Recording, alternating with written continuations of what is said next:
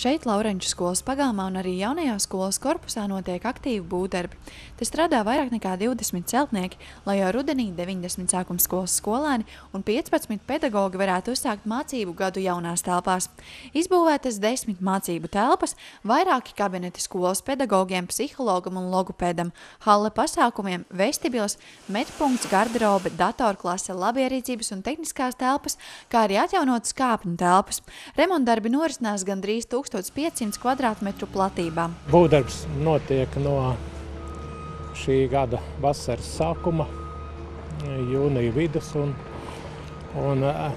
bijusī hosteļa ēka tiks pārbūvēta par skolas, Laurenču pamatskolas mācību korpusu. Iekšpuse demontēta visas nenesošās sienas un izveidotas jaunas telpas un komunikācijas. Ūdensvads, apkure, ventilācija. Mēs stāvam telpā, kur es ceru pēc mēneša vai pēc pusotra mēneša jau notiks mācību stundas. Šī būs viena no mācību klasēm, kur mācīsies Laurenču sākuma skolas 4.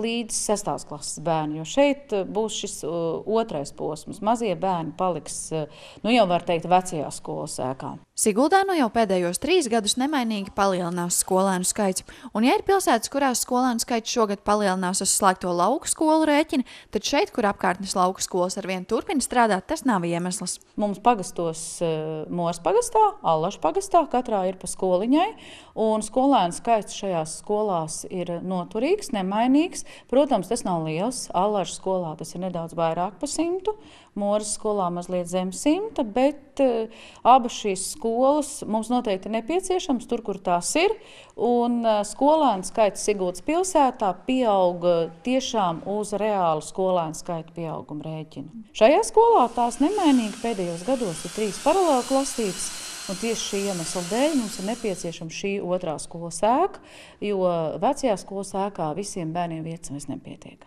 Šogad mācības Siguldas pilsētas skolās uzsāks 8 pirmās klases, un tajās mācīsies par 30 bērniem vairāk nekā pērn. Te būs aplis, kur varēs skolnieku autobusus piebraukt un izlaist skolniekus. Vecāki atvest savus bērnus. Būs vienkārši uzlabota ārējā telpa. Līdz šim tas bija apgrūtināti, tā kā? Jā, protams. Faktiski vienīgais iebraucamais ceļš šeit bija, un bieži vien veidojās tā saucamie korķi satiksmes. Jaunā mācību korpusa izveides būvniecības izmaksas sasniedz 420 000 eiro. Šim projektam paredzēts vēl 2 kārtas plānota jaunās sporta zāles celtniecība un pārējais izbūve no esošās skolas ēkas uz jauno mācību korpusu.